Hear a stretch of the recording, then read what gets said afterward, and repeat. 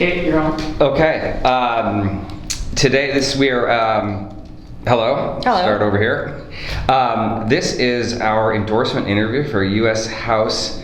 I'm sorry, I'm stumbling over my words here. I had to take a Benadryl last night. I got stung by a bee yesterday in Indian Heaven Wilderness. Yikes. Oh, man. Yeah. And Benadryl really messes me Well, up. if you want to start over, that's fine. Yeah. Okay. This is our endorsement interview for the U.S. House 1st District. We have with us today Representative Suzanne Bonamici, and we thought we were going to have your opponent, Chris Mann, but he's not here right now. So we're going to ask you to just tell us a little bit about the district and about yourself. Sure. And why you are the best person for the job. Great. Well, I'll tell you about myself. I went to Lane Community College, grew up in Michigan, but came out to Oregon with some friends and fell in love with the state. Went to Lane Community College, did a legal assistant program there, 2 years at University of Oregon, 3 years at University of Oregon Law School. And then my first job after law school was as a consumer protection attorney in Washington, D.C. Moved back to Oregon, and when I came back to Oregon, practiced law for a few years, but then took a career break to raise my children and became involved in public education. My youngest child, who's turning 32 in a couple weeks, was born the year Measure 5 passed. And being firm believers in the public school system, I became active and advocated for public education. And then worked on a couple of campaigns. The first campaign I ever volunteered on was for the late Elizabeth First, who represented the 1st Congressional District. Worked in the legislature, and then in 2006 was elected to the Oregon House, served in the Oregon House and the Oregon Senate. And then in 2011, put my name in for the special election, and then got elected to Congress in a special election. I was going to say, not the recommended path to have 4 elections in 12 months, but I was elected to the 1st Congressional District in February of 2012, and I serve on the Education Labor Committee. I chair the subcommittee on Civil Rights and Human Services. I'm also a senior member now of the Science, Space, and Technology Committee, where I serve on the Energy and Environment subcommittees, and I also am thrilled to be on the Select Committee on the Climate Crisis. I'm the only representative on that committee from the Pacific Northwest, and we have drafted a comprehensive science-based climate action plan. So about the district, well, the current district is all of Washington, Yamhill, Clatsop, Columbia, and part of Multnomah County. Multnomah County is about 8% of the district currently. But of course, with redistricting, when the lines change, the population needs to be rebalanced. Now we'll have 6 instead of 5, so the total population divided by 6. And the 6th of the state that is the new 1st Congressional District now includes still all of Clatsop and Columbia counties, part of Washington County, the southern part of Washington County is now in the new district. Picking up Tillamook County, where I was yesterday, and picking up more of Portland, including downtown, South Waterfront, and Lucky you. part of the southeast, up to Cesar Chavez. So Multnomah County will not be. Up to say really on the east side. So how On the much side. how much of the district is now Multnomah County? 23%. Wow. Well, technically I didn't not realize there was now, so much. after, Okay. right, when the new Right. lines go. Okay. Right. Right. So, yeah, 23% of the Up district from- will be Multnomah County. Up from 8%. 8. Up from 8%. Yeah. Correct. Um, But I want to just finish answering Sure. Anthony's Yeah. question. And the third part of the question was, why am I the best person to represent the district? Over the years, as a policymaker, I've been able to accomplish a lot, work to get things done, whether I'm in the minority, the majority, although I hope I stay in the majority. I truly hope that for many reasons. But I am dedicated to listening to the concerns of the people I represent, finding creative solutions, and getting things across the finish line. And in a place like the U.S. Congress, where a lot works on seniority, I've been able to establish relationships, develop good relationships with members on both sides of the aisle, but really have been able to accomplish a lot, and I still have a lot left to do. So I would be honored to continue to represent the new 1st Congressional District, and also honored to receive your endorsement. so what is the federal issue that is most alive in the current district? Well, it's a federal issue, but it's also a state and local issue, and I would say housing, housing and homelessness. But that is just a symptom of the bigger issue of the economy is not working for everybody. And I see that and I hear that no matter where I go. I mentioned I was in Tillamook County yesterday. Housing is a huge issue there. Housing, we know, is an issue in Portland as well. And if you look at Expensive and scarce, you mean? expensive and scarce. Yeah. And if you look at the trajectory over the last couple decades of wages and housing costs, housing costs have increased significantly. There's just not enough affordable housing. And that is an issue that needs to be addressed by the federal government, but also state and local. What do you think? government. What do you think you could do if you're reelected, especially now that you have a big chunk of Portland, where Correct. it's a problem in every county in the state. Absolutely. But Portland's the biggest Right. county. So, what could you actually do to help speed the production of additional housing? Well, one of the things that we've been working on is making sure that developers want to develop and can develop, that it pencils out low-income housing with the low-income housing tax credit. So that is one of the policy differences that really matters to get more affordable housing. But we also just need more investment. We need more investment in Section 8 vouchers. We need more investment in wraparound services, support services. We need more transitional housing, and we need a workforce to do that. So I am very involved in workforce issues, and we know one of the issues with housing is that we do not have enough people to build it. As well as the financing. So making sure that we have enough people in the trades that went and prepared to do that work. And that's true in housing, but it's also true as we transition to clean energy. As we build the infrastructure that we passed with the bipartisan infrastructure bill, because we need a lot of people to do that work, and we don't have that workforce. So workforce is part of it. And the policies, the tax policies, but also just making sure that we have the willingness, working with our state and local partners to do this. So one of the issues that's looming, depending on your point of view in a positive or negative way in the clean energy space, is the development of offshore wind off the Oregon coast. Right. So where are you on that? Are you eagerly pushing forward to develop wind off the coast, or are you cautious? What's your position? I'm definitely supportive of doing all we can to transition to clean energy, and I've been a longtime supporter of wave energy as well, and support the PacWave project that Oregon State is doing off the coast for marine energy. And I know that right now there are efforts underway for offshore wind, which is different from in the East Coast because it has to float on the West Coast. You can't ground it because the topography of our ocean floor.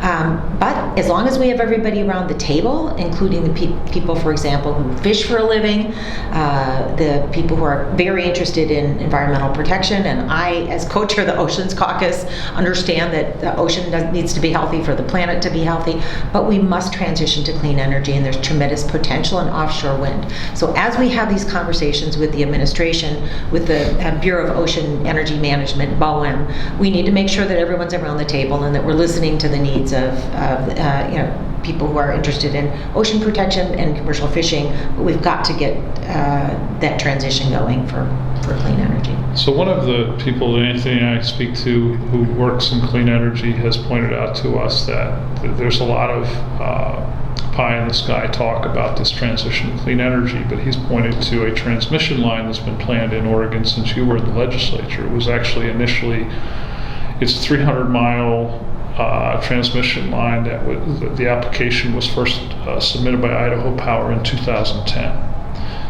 They haven't turned a single shovel yet. And the issue that he points out is that you can place all the turbines you want, and you can place all the solar arrays you want, and you can even do offshore wind, but if you can't move the electricity to where it's needed, it's worthless. And so his argument, which I think is shared by others, is that there's way too much talk about what could be and not enough actual saying, well, we have this incredibly old, not very functional grid that needs to be a lot more functional in order to integrate all the new resources that your committee, I'm sure, has spent a lot of time talking Absolutely. about. So tell us about that, Well, the issue grid of is transmission. Absolutely, grid is infrastructure.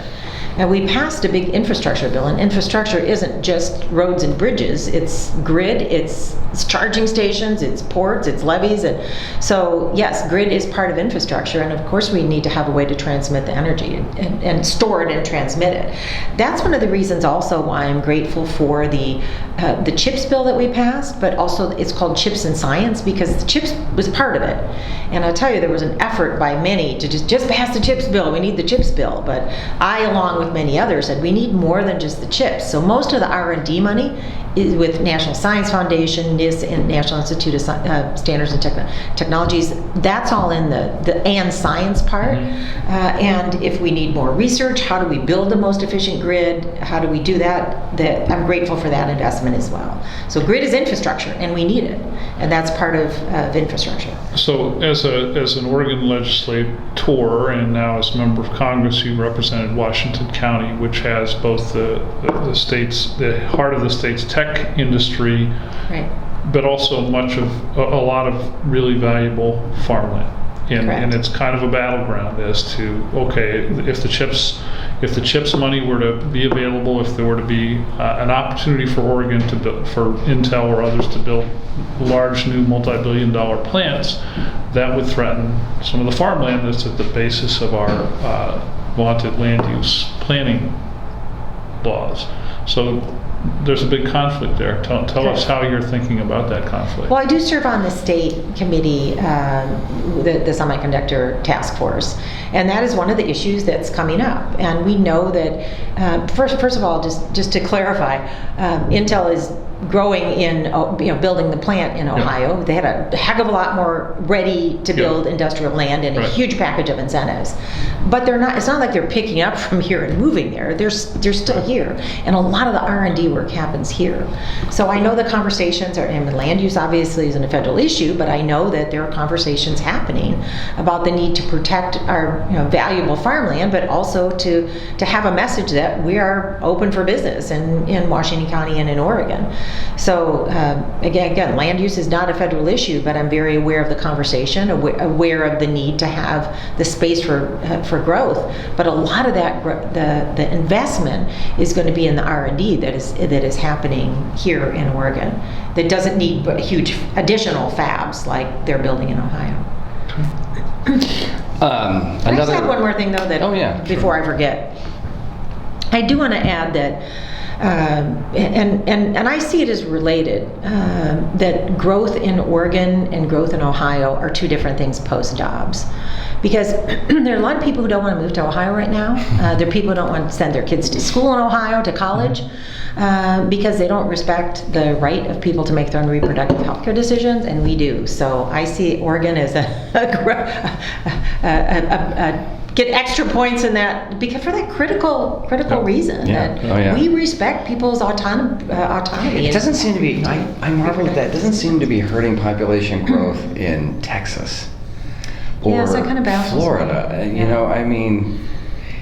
Citadel, the huge hedge fund, they're going to move from Chicago to Miami, and I hear what you're saying there, but it doesn't seem to be an impediment. Maybe they think Charlie Crist will beat maybe DeSantis, and Val Demings will beat Marco Rubio. I don't know. I think Beto O'Rourke has a chance in Texas, but I mean, to me as a woman and the mother of a daughter and someone who understands the importance of reproductive freedom, it would be a big concern. I've actually spoken with the parents who say, "I'm really worried. Where's my child going to go to college?" And that's just not true for girls. That's true for young men who are graduating as well as young women. Sure, I've heard that. What state do you want to be in?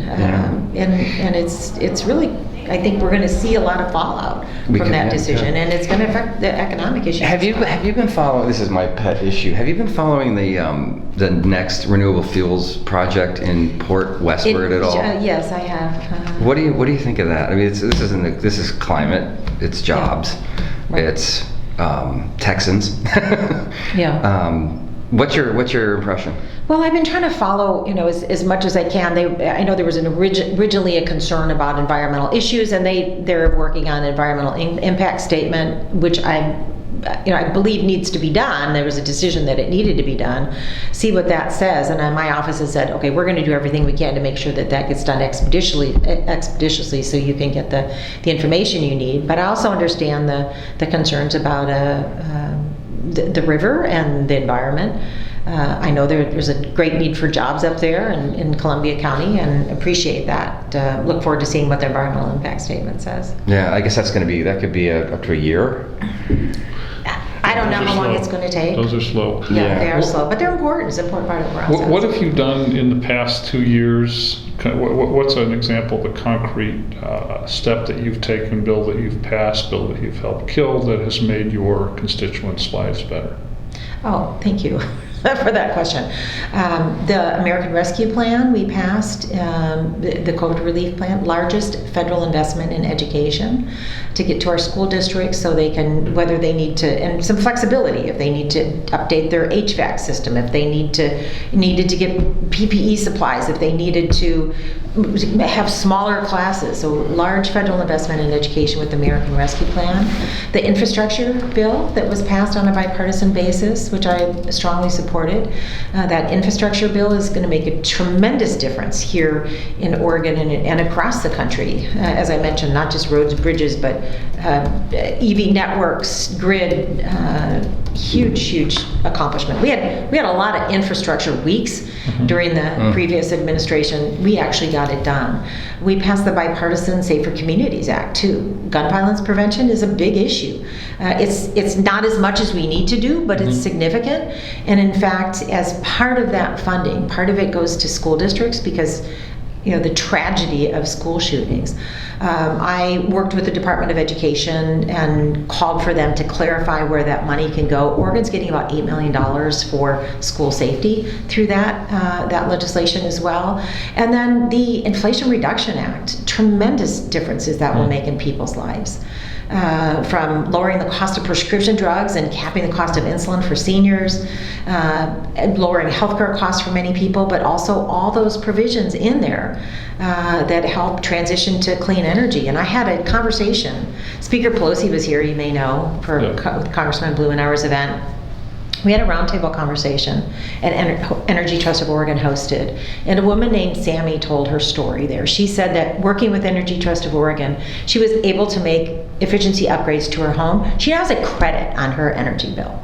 And so it's that type of work that's going to happen through the Inflation Reduction Act that will help lower people's energy costs, but also do so much to transition to clean energy. So Oregon's got a pretty ambitious plan to electrify major freeways, I-5, 84, to try and get electric charging stations so people can more easily drive electric vehicles. In your mind, as a member of the Science Committee and somebody who works a lot on climate change, should the charging business be private or public? Oh, that's a great question. I think there needs to be a partnership. I'm a little frustrated because I have an electric car that's not a Tesla, and I can't use Tesla charging stations. But I haven't found too much challenge in finding charging stations. And Can you charge with a regular current, or how do you charge? At charging stations. Yeah. So I drove my electric car to Sun River, and I just stopped in Madras and plugged it in and got lunch, and before lunch was over, it was charged up. Was there a line? Was there a line to There was get no on? line. There were 5 spots, brand new chargers in Madras. And how'd you find it? Is there With an app. Yeah. Okay. There is you mentioned guns in schools. There's a measure on the Oregon ballot this year that would make it more difficult, would raise the bar for people who want to own Measure guns. 114. And it would limit magazines to 10 bullets. How are you going to vote on it? Yes, I will support the measure. And I do support the measure because I've spoken with people I've spoken with students. I've spoke with students from Marjorie Stoneman Douglas. I spoke with students after I was in Congress when Sandy Hook happened.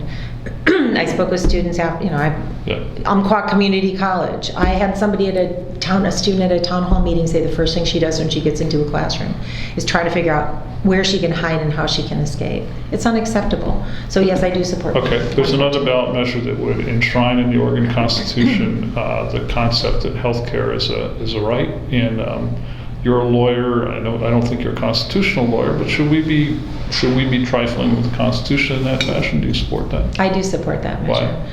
because we're at the point in our country where there's too many people without health care, and health care is life, liberty, and happiness. I mean, health care is essential to human life, and out of I was around the table when we had those conversations with the late great Mitch Greenlick, who was a friend and mentor, and it's something he worked on for a long time. But yes, I do support that. Okay, so the city of Portland is planning to, is asking voters whether it should change its charter. Are you familiar with the Yeah, I'm proposal? familiar with it. Okay, so were you voting yes or no? I'm not voting on that because I don't live in the city. Oh, of I thought you Portland. lived in the city No, now. I do. I have a Portland mailing address. I live in Okay. unincorporated Washington Okay, County. so how would you vote if you were going to vote on that? You know, I'm still listening to both sides of that Well, issue. you had a pretty quick response on the state ballot. I certainly, I know, well, that one's complicated. I certainly know that a lot of people are convinced that Portland isn't working the way that it should, and I agree with that. But I know there's some nuances that are causing concerns about the complexity of implementing it, so. People are really, people are back on, it's really, people are very non-committal about this one, to be. So, Yeah, I don't under, well. it's just one of those things where I would You read just some not- more. I talk to some more we people. got a piece that'll help you. so you Good. live in I live in- Multnomah County or Washington I County? live in Washington County. Okay, all I live in right. So I'm gonna- unincorporated Washington County. gonna So I'm put in you the on- Beaverton School District, but I have a But Portland. you're not going to be mailing representing a major swath of this county, Multnomah Correct. County. So Multnomah County also has charter changes on the ballot, and one of the most interesting is that they would like to extend the right to vote to non-citizens. Do you support that concept or not? I don't know about that. Really? I do, yeah, really. I know that non-citizens are definitely affected by the policies that are Yeah, passed. yeah. And so in that way I can see that, but at the same time, I think citizenship means something. So I'm not sure about that one either. Okay. Do you have Where a is piece that on one? that? It's on the Multnomah County charter.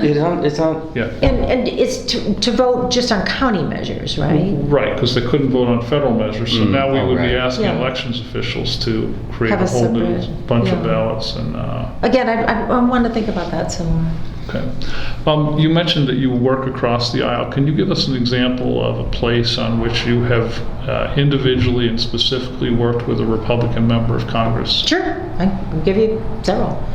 I work with G.T. Thompson from Pennsylvania. We passed out of the House the update to the Community Service Block Grant programs. Our community action agencies started in the anti-poverty program started in the 60s. It hasn't been updated since the early 90s, I believe. Desperate need of update. They do child care, affordable housing, low-income, administer low-income housing assistance, energy assistance. Needs updating. G.T. Thompson and I and Elise Stefani all worked on that bill and got it over the finish line in the House and are hoping to get it through the Senate. There's been reporting nationally in the last month about block grant abuses in some states where when local officials don't agree with the direction often of social welfare policy, they don't spend the money the way that somebody like you would probably like them to do. Does this bill do anything to address that? Well, of course there would be oversight and accountability, yes. And I think you could look at places where there's abuse, but Yeah. we haven't seen a lot. Uh-huh. And of course we want, and I could look at the specific provisions, but yes, there would be oversight and accountability. Okay. And I haven't seen a lot of abuse in this program, and it's done great things, and especially during the pandemic. And one of the things we do is raise the eligibility to 200% of federal poverty level, so more people. We know there's a desperate need out there, and they're doing great work. So when you go visit, if you go visit Intel and Nike and other large employers in Washington County, what do they want from you right now? What do they want from me? I think that, well, certainly with the semiconductor industry, they're very interested in, are interested in the R&D money and in CHIPS funding because, as you likely know, U.S., one of the reasons we have these huge supply chains is because of shortage of semiconductors, and we're only making somewhere around 13-14%. So that was a big effort to get the jobs back over here, to increase U.S. manufacturing. That's important. I think they just want a good, I can't think of conversations I've had recently with the business community. They want housing, they want a strong economy, and they want good schools, higher education, workforce. I talk a lot with the industry and colleges about partnering on how do we get people into the jobs that are available in the community and that kind of thing. So you mentioned at the outset that the biggest issue is probably housing and homelessness. How would you assess the coordination between the federal delegation, the governor's office, legislature, and local officials on that issue? I think it's good, but it could be a lot better.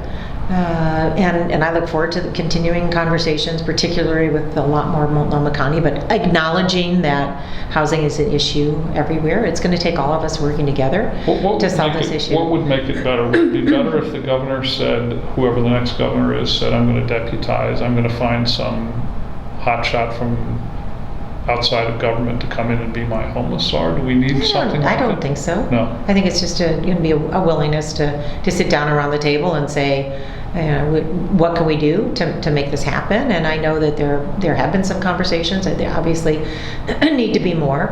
And honestly, what happens at the federal level is going to depend on what happens on November 8th. Because talk about what's at stake in this election. I just don't see us making progress in federal investments in affordable housing if the Democrats aren't in the majority. Well, one of the things that we've covered over the past year was the very slow uptake of some emergency HUD vouchers that President Biden and our federal delegation got sent to Oregon, and particularly Multnomah County. In Washington County, it was quick, and Clackamas County was even quicker. In Multnomah County, it took a very long time for them to make meaningful progress on almost 500 vouchers. So when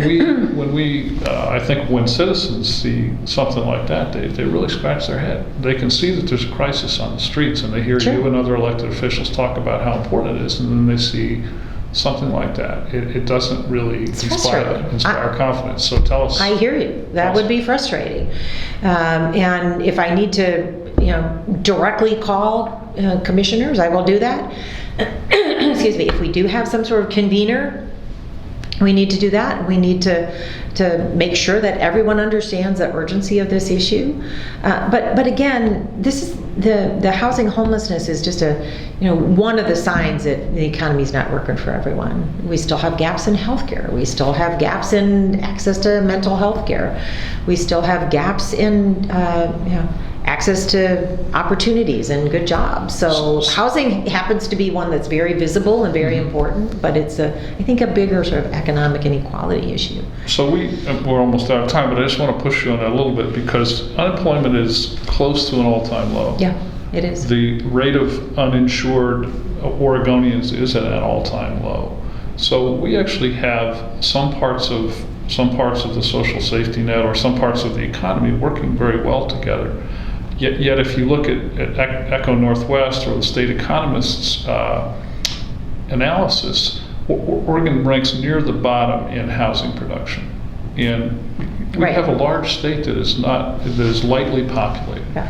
And we have a lot of democratically elected public officials who are Democrats and tell us how much they care about housing. It's not happening. And your party has been in charge when you were in the legislature, and now that you're in the delegation, the Democrats dominate here. And arguably the most pressing need that people have after food is housing, even probably before healthcare. Right. It feels like you've completely dropped the ball. I don't see it as completely dropped the ball, Nigel. We can certainly do more, no question about it. I've been at several ribbon cuttings lately with affordable housing projects that have been built with the Metro bond money. They don't build overnight. There's been supply chain issues, workforce issues, but when these places open, they're making a difference, and we're going to continue to see more. We finally have the opportunity, or have had the opportunity, I hope it continues, it will depend on who's in the majority, to direct funding, formerly known as earmarked, through community project funding.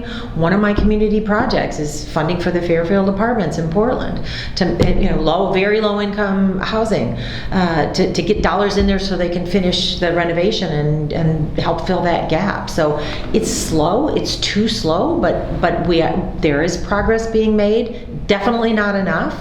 And with I hear you that people are really worried about it. I have spoken. I sat down with outreach workers from Street Roots, and you want to know what it takes. You talk to somebody who's out there talking to people who are without a home, because everybody has a different story. These two outreach workers happen to both be veterans, and one of them had been injured at work and couldn't stay at work, and the other one was trans and had to move to Oregon from another state. But they are looking and talking with people, and they said everybody has a different story. And once you identify what their needs are, you've got to have the wraparound services and the support to get them into if they need health care. Do they need a job? Do they need mental health care? Do they need to detox? So we need those workers as well, those outreach workers and mental health workers and transitional housing, and get everybody into housing. But you're right, we don't have enough affordable housing, and I'm committed. And I've helped pass and supported legislation like Build Back Better that would do a lot more that didn't get through the Senate. So Did you follow? You mentioned LIHTC earlier. Mm-hmm. You didn't happen to follow? Can you spell that out for our low-income our housing tax listeners? credit? Thank you. Yeah. The low-income housing Yeah, tax no, I'm credit. I know, I live in a familiar world. with it, but I live in a world of acronyms. But The yeah, low-income people are housing watching tax credit. won't know what we're talking about. You didn't happen to follow the story of the Pepsi blocks on Sandy, did you, with that? No. There's that was a LIHTC failure, because they were trying to build low income that was going to be mixed in with, Yeah. mixed, really Right. truly mixed Sure. income. And it got hung up on a technicality, and the That's Oregon, frustrating. The housing department here blew up the deal. I mean, are you satisfied with sort of how the LIHTC machinery is working at this point? No. Obviously, if something like that happens, it needs to improve and make sure that the dollars are going where they need to go, and that we kind of we're at a point where we're kind of reaching a cap, and we need to make it more robust and make sure it's got to pencil out for developers. They're not going to build it. So, making changes that we need to do that. Do you think, this is a related note, do you think the Fed is using, are they bringing a knife to a gunfight here? I mean, You mean with inflation? Yeah, I just read something in the Times, and a lot of this inflation seems to be driven by supply chain. A lot of it is, war right. in Ukraine. Right. I mean, how much can you fight that with rate increases? Well, the rate increases are concerning, but so, I hear from people are worried about inflation. I do want to note that a lot of it has to do with gas prices, and had we actually started earlier the transition to clean energy, we would be in this situation. And a lot of it is, of course, because of the war in Ukraine and those supply chain issues, which hopefully will be alleviated once we start getting more infrastructure. And there's a big project proposes, not in the 1st congressional district, but in Oregon, down in Coos Bay, that will help with a big container port down there to alleviate some of the big shipments that are coming into the ports to the north and south, that especially from. Do you think Joe Biden was wrong to fist bump Mohammed bin Salman, given what just happened last week with the 2 million barrel cut? Certainly would not have done that, but You wouldn't have done that. I wouldn't have done. Yeah. I think we're out of time. Yeah. Okay. Coming up soon, we have one question for you, the infamous Willamette Week fun question. So say the world were going to end tonight, an unhappy thought, but... That's a very unhappy thought. Imagine it for a second. What would be the one food that you would want to eat if you could only eat one thing between now and the end of the world? All just one. Just one. Just one. A rigatoni with my late father's sauce on it. Was that tomato sauce? It was a tomato-based sauce, yeah. Chicken stock in the recipe, so that was a secret. Sounds but- good. Is that it? Where in Italy was your family from? Munzimano Termi. Where's that? It's in between Florence and Pisa. Oh, it is, okay. Her family's from Sicily. Oh, no kidding. Well, Yeah. my dad reminded me one time, Z, you are not Sicilian. It's a special. You do not put, well, I was putting oregano in my pasta sauce, and you don't do that if you're from northern Italy. Oh, is that right? Basil, not oregano. Interesting. I didn't know. Do you still have family there? We don't, but we took my mom, who just died in April. We took her there to Sicily in '99.